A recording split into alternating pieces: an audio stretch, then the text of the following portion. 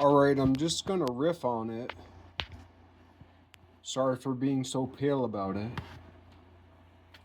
Um, I'm reminded, or a few minutes ago, I was reminded that every piece of art is a work of art.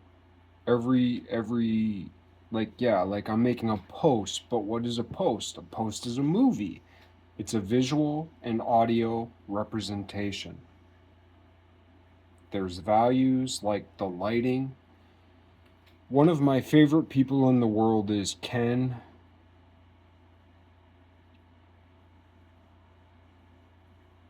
Wheeler. He used to be skinny a long time ago, and then he got fat.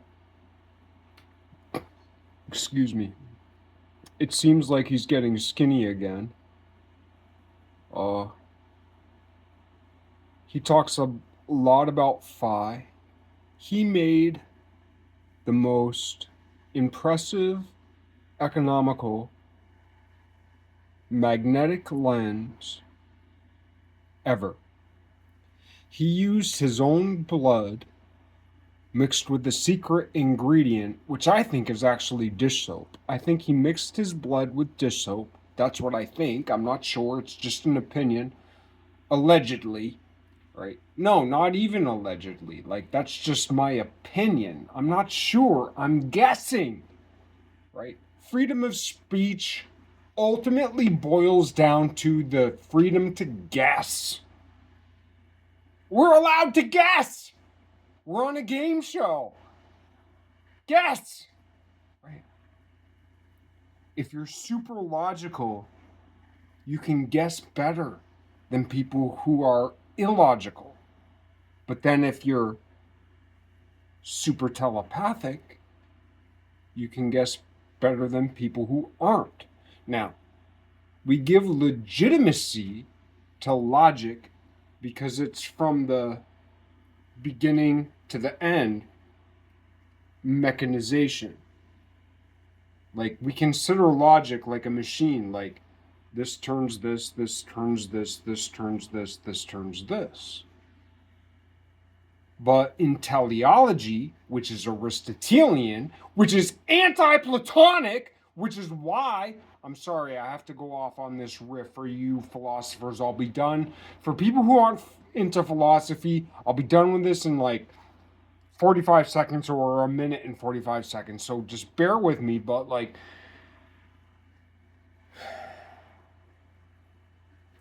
the greatest sin in all of philosophy, not only Western philosophy, world philosophy, the greatest sin in all of philosophy is that we call the school the house, the mansion, the atrium built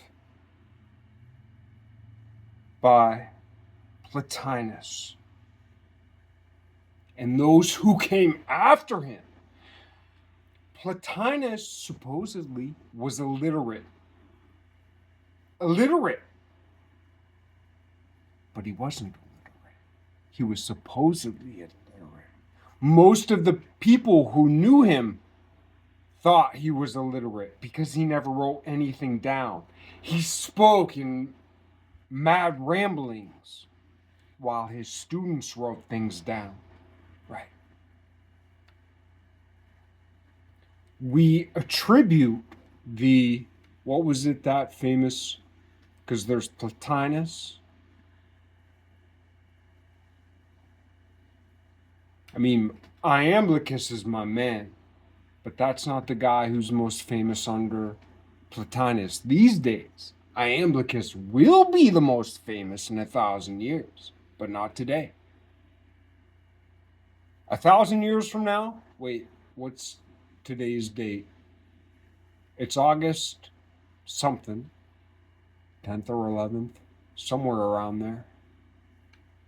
Close to 8-8. Abundance.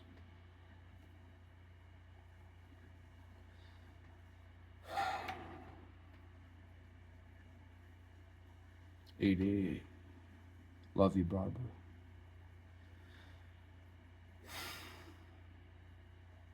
Despite myself.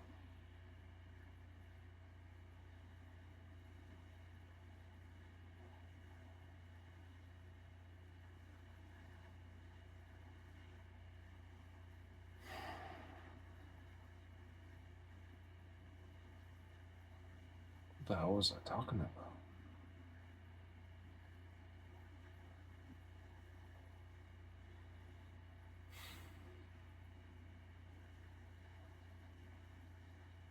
I don't remember.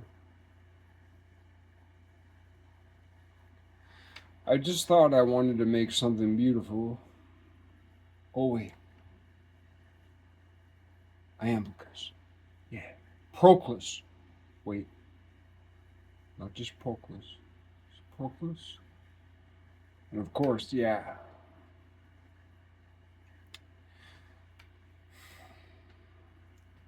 Here's the cure to Islam and the woke secular left. And it also is soothing. It's not the cure for it, but it is soothing to the woke right. A term only recently ascribed or defined by Lindsey Graham, the mathematician. He's a mathematician, a philosopher, a theorist. When I was a young man, yeah, half my life ago, so I'm 48, and when I was 24, I thought to myself, yeah, I want to be a theorist, because the coolest thing I'd ever heard in my life was like to be a theorist. Well, Plato was a theorist, and Aristotle, who was a theorist. The whole world is caught up in this thing between Aristotle and Plato. People don't realize it yet. Dude, the whole secular world is going to come crashing down in like 5 minutes, which is maybe 5 months or maybe 5 millennia. But within the next 1,000 years, or I'm sorry, within the next 5 minutes or the next 5 years or the next 5,000 years, guaranteed, within the next 5,000 years, Platonism will be absolutely gutted, nutted, gutted, up your butted, done, killed, destroyed. Target to the heart. God's ding dong to Mary's. Sorry for being like that about it. I know it was corny. Yeah, right. There's a few people who will be loud about me being vulgar about that, but there will be like 5,000 people who are more upset that it was a corny joke, not that it was a vile joke. And you know, those people might be right.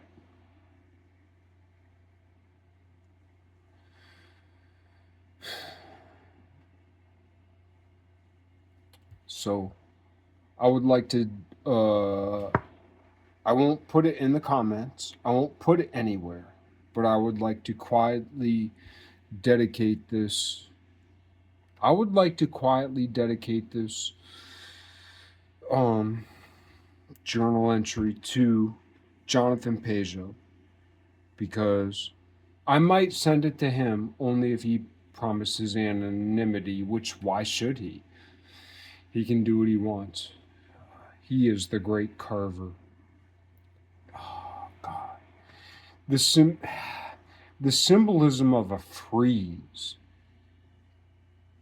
Artistically, a frieze is because there are one-dimensional objects, a line, there are two-dimensional objects, a plane, and there are three-dimensional objects.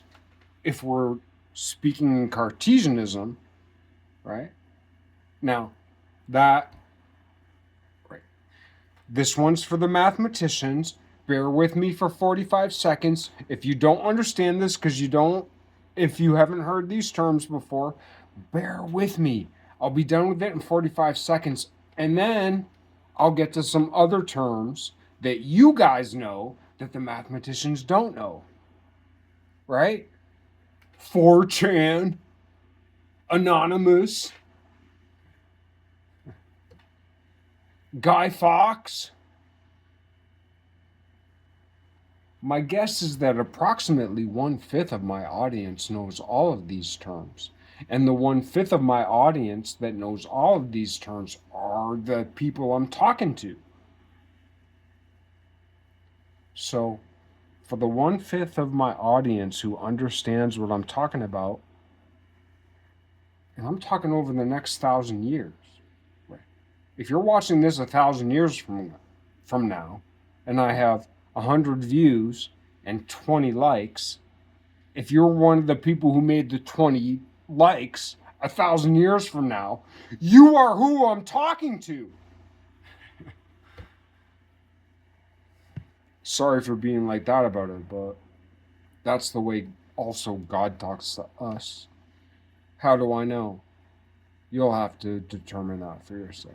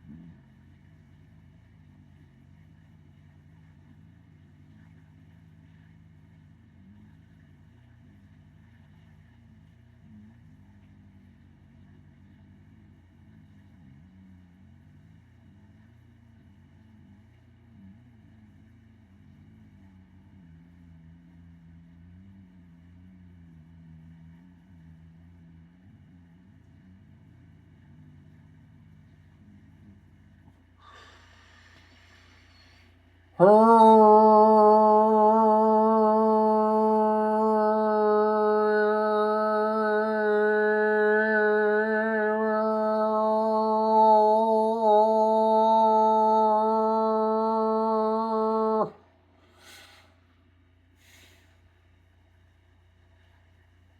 in the